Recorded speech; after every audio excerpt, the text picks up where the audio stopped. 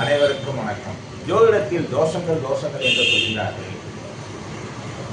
ஜோதிடம் பார்க்காதவர்களுக்கும் இந்த தோஷங்கள் தான் உண்டாக்குவது. அவர்கள் நல்லா இருக்கிறார்களே என்று நீங்கள் நினைக்கலாம்.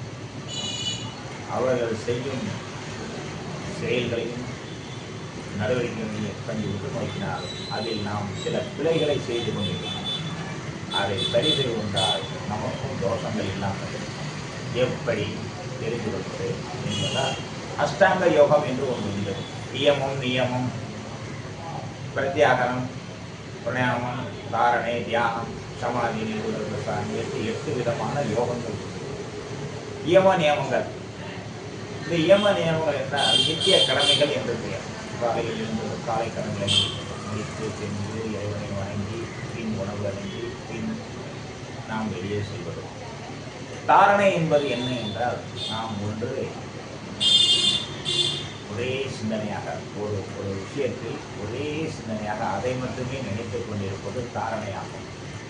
தியானம் என்பது என்ன அப்படின்னு கேட்கும்போது பல தாரணைகள் சேர்ந்த போது ஒரு தியானமாக ஒரு மனிதனுக்கு வருகிறது.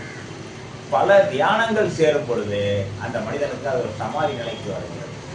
பல சமாதி நிலைகள் சேரும்போது நிர்விகல்ப சமாதி நிலைக்கு அந்த மனிதனுக்கு அப்போ இறைவனுக்கு சமமாக மாறுகிறான். இது இருக்கட்டும். இப்பொழுது நாம் தோஷங்கள் இல்லாமல் வாழ்வது எப்படி என்பதை தெரிந்து கொள்வோம். நம் கைகளில் உள்ள நகக்கண்கள் 10, கால்களில் உள்ள நகக்கண்கள் 10, 20. நம் முகக்கண்கள் மொத்தம் 7, கண் 2, மூக்கின் துவாரங்கள் 2, வாய் 1, செவி 2, மொத்தம் 27 நட்சத்திரங்கள் நமக்கு ஜோதிட சாஸ்திரத்தில் கொடுக்கிறது. இந்த 27 நட்சத்திரங்களை நன்றாக வைத்துக் கொள்ள வேண்டும். அதுபோல் நவதுவாரங்களையும் கரெக்டாக வைத்துக் கொள்ள வேண்டும். சொல்வது உங்களுக்கு இப்பொழுது சரியாக தெரிந்தது. அதே மாதிரி மெய், வாய், கண், மூக்கு, செவி என்று சொல்லக்கூடிய பஞ்சேந்திரியங்களையும் நன்றாக வைத்துக் கொண்டால் பஞ்சபூத தோஷமும் ஏற்படாது, நவகிரக தோஷமும் ஏற்படாது, நட்சத்திர தோஷங்கள் நமக்கு ஏற்படாது.